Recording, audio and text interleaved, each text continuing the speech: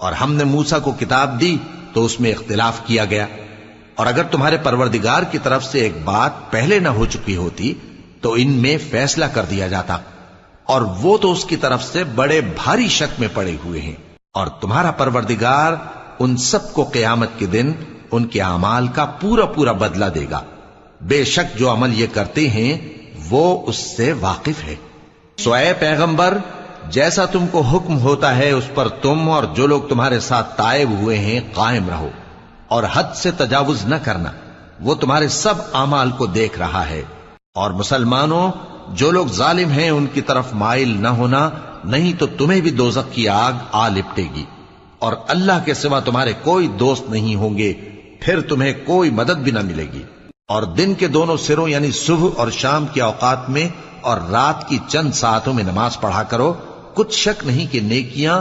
گناہوں کو دور